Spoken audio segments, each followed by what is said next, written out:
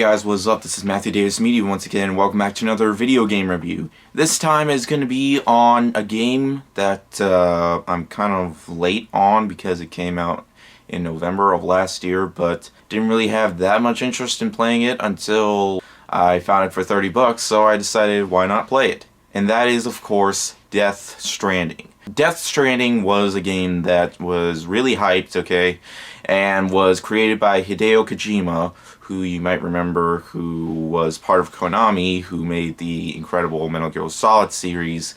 But, you know, he left Konami because of issues with parts of the story to Metal Gear Solid 5, The Phantom Pain. Because of that, he got fired from Konami and the game was never fully finished. The game was amazing, but it could have been a lot more better if the story was actually finished. But in the end, we just got the game that was still incredible, just not fully finished. So he decided to make his own game, which had a lot of hype and has it's kind of split with audiences at the moment. But you know, let's get into it. This game is about a man named Sam Bridges who is part of a delivery service, and he delivers stuff through the world of the Death Stranding, or the world has been destroyed caused by the Death Stranding for various reasons. And from there, he has to figure out ways of, you know, how the Death Stranding has been caused. And from there, he has a companion that is called BB, which is a baby inside of this pod that you carry around throughout the entire game. And you figure out where he came from and who he is throughout the experience. You get flashbacks of where he came from and stuff like that. So it's an intriguing concept, and I was enjoying myself throughout most of the experience, okay? Storyline I thought was phenomenal, okay? One thing I truly loved about this game was the characters, okay? The characters, all of the actors in this game were fantastic, okay? The motion capture, the world, the environment, it was absolutely breathtaking to see, okay? It felt like I was watching a movie throughout the entire game, or a TV series, because this game is long. It took me around 32 hours to beat, and I was satisfied once I did finish it, okay?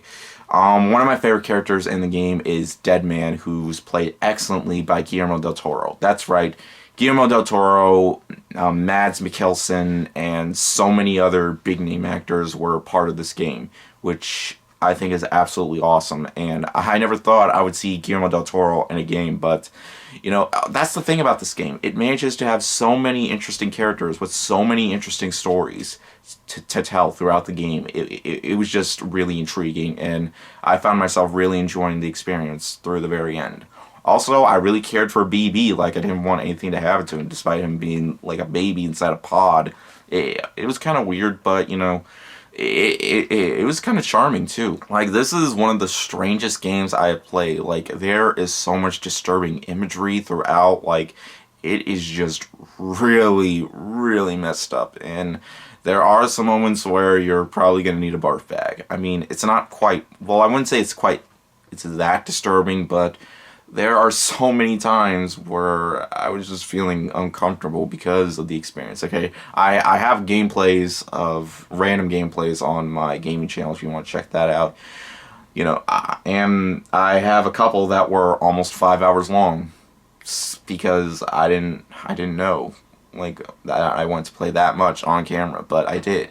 Also, another thing I have to praise is the use of licensed songs. There are so many songs that will be playing throughout the game once you're walking, you know, with the songs playing, and it's just amazing, and it is gorgeous, and it fits the tone very, very well, okay? And it's just incredible to hear, okay? Now, with all these praises I'm giving it, does that mean that this game is perfect? No, this game is not perfect at all. There are major issues with the game. One thing I haven't fully talked about yet is the gameplay itself. Throughout the game, you are going to be walking a lot. And sometimes that can feel like a bit of a chore because you have to control Sam Bridges in the most precise way, because you're going to be carrying heavy loads. You're going to be carrying them from one position to another, okay? And it gets kind of frustrating, where at the point where he's just going to fall over and all that stuff is just going to fall and you have to pick it back up. It can come rolling down and stuff like that. It was just a pain to get through, okay? Sure, there are certain ways later on that you can make the experience better by getting like a truck or something that runs on batteries and stuff like that, but that's the main gimmick of the game. You're going to be walking and walking and walking while trying to avoid these things called BTs. If they get you and they grab you, they're going to take you like miles back, and your cargo is going to fall and you have to go back and get it. And you have to be careful too, because if your cargo takes too much damage, then you're going to fail the mission. And that is truly a hassle too. But there's just so much to this game that is gonna annoy you, and I can see, because this game doesn't really focus on gameplay. It focuses more on story. And another thing I should mention is if you fall over or BB gets stressed out, he's gonna start crying, and if his level is all the way low, then that's going to be some issues for you. So the best thing to do is to just, take him and just soothe him by rocking your controller. It wasn't a big annoyance, but I found it cool how Sam was just like, there, it's going to be okay, because he really does care for this thing, and I'm really surprised. But it was charming, nonetheless. That's not to say that there's no actual combat. I mean, once in a while, you will stumble upon these mule guys or these enemies that you can just punch in the face. Later down the road, you will be able to get weapons, so you can use against the BTs, making combat a lot easier and making your chance to avoid them a lot easier and stuff like that. But pretty much, it does focus a lot on the walking part. It's pretty much a walking simulator or a delivery simulator. Like, you're going to be taking so many orders, but because I was really interested in the story and seeing what happened next, I felt like it was worth it to get through.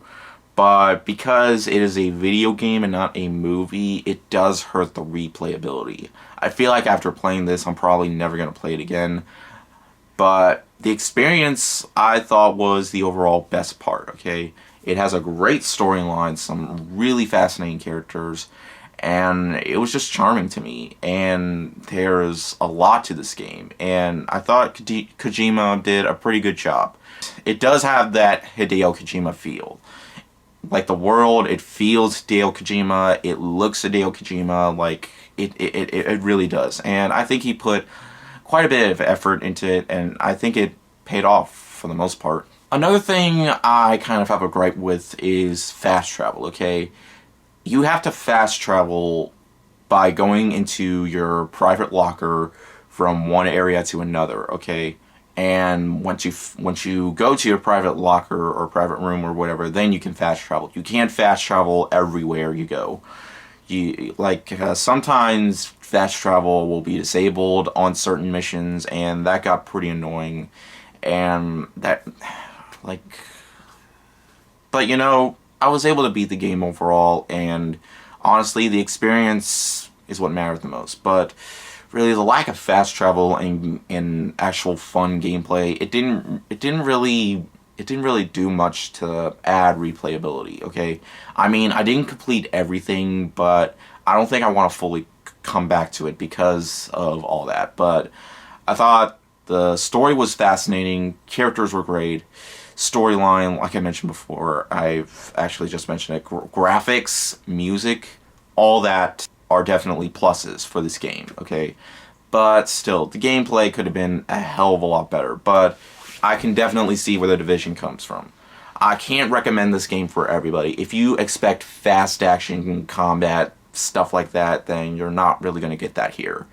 I think just wait for this game to go on like a sale price. Like I mentioned before, got it for $30, and I think $30 was just the right price. I mean, it's a lengthy game, but you gotta be really, I don't even know how to put it, you gotta be really into story-driven games if you want to try and beat this, okay? Because it is gonna take quite a while if you want to complete everything. If you're a completionist, then it's gonna take you like 40 hours or so. And for a game where you basically just walk and walk and walk and walk, that I don't think it's going to be worth it for you. But for me, I enjoyed the game. It's not a masterpiece by all means, but it's a good game for the most part. I'm going to give Death Stranding a 3.5 out of 5. So yeah, Definitely wait till the price drops. I mean, it's been a while, so, but, you know, I can say I got my money's worth, okay? I enjoyed the experience, I enjoyed the storyline, characters, all that. I wouldn't say the gameplay is terrible. I think it's kind of unique, but it didn't fully work for me. So that's why it's a 3.5 out of 5, but still, I recommend it for people who like games like this, and if you're a real hardcore fan of Hideo Kojima, then it's definitely for you. But anyways, thank you guys so much for watching, and I'll see you guys later. Word out.